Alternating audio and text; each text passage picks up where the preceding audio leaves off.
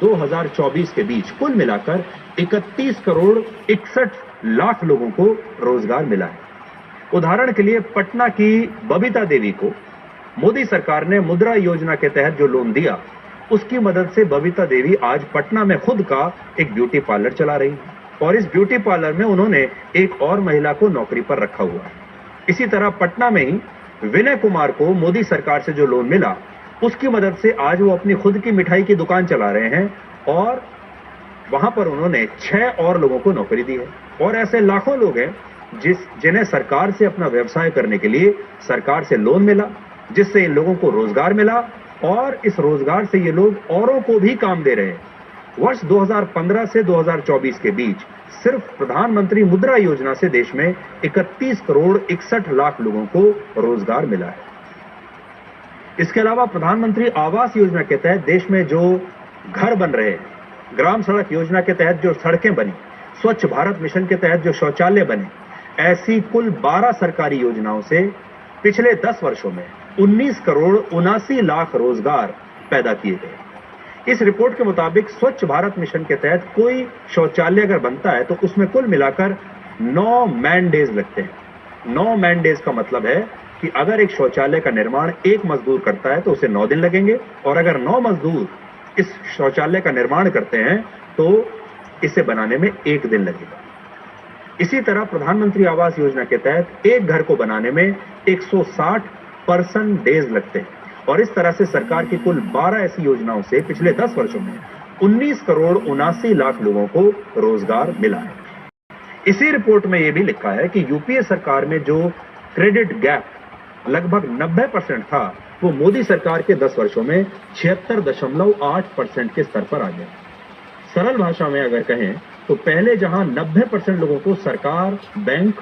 और दूसरे वित्तीय संस्थानों से लोन मिलता ही नहीं था, अब वो संख्या हमारे देश में 76% रह गई है। इससे भी बड़ी बात यह कि अब भारत सरकार लोगों को खुद की नौकरी करने के लिए प्रोत्साहित कर रही है और उन्हें दुकान और छोटे व्यवसाय करने के लिए लोन दे रही है, जिससे लोग अपना खुद का काम करके पैसा कमा रहे हैं और बाकी लोगों को भी नौकरियां दे रहे हैं। लेकिन हमारे देश की राजनीति ऐसी है कि विपक्षी नेता इस रोजगार को रोजगार मानने के लिए तैयार ही नहीं है और इसीलिए हर भाषण में विपक्ष के नेता कहते हैं कि देश में नौकरियां नहीं है। विपक्षी नेताओं का कहना है कि भारत सरकार लोगों को नौकरियां नहीं दे रही, जबकि आंकड़े कहते हैं कि रोजगार के मामले में भारत की स्थिति यूपीए सरकार के दौर से आज काफी अच्छी है। यूपीए की सरकार में स्टार्टअप जैसा कोई कल्चर नहीं था, कोई योजना नहीं थी, लेकिन मोदी सरकार में भारत का स्टार्टअप सेक्टर रिकॉर्ड स्तर पर पहुंचा। यूपीए सरकार के दौरान वर्ष 2014 में पूरे देश में कुल मिलाकर 350 स्टार्टअप्स थे, 350, जबकि मोदी सरकार में अभी पूरे देश में 1,15,000 से ज्यादा स्टार्टअप्स हैं। खुद सोचिए, जिन लोगों ने ये स्टार्टअप शुरू किए और इनसे जिन लोगों को हमारे देश में नौकरियां मिली, क्या उन्हें आप रोजगार नहीं मानेंगे?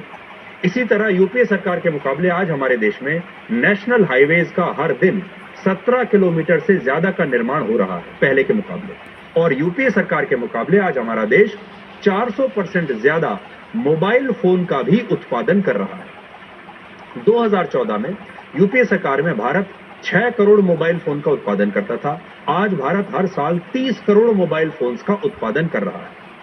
सोचिए, ये इतने सारे मोबाइल फोन्स जो बन रहे हैं,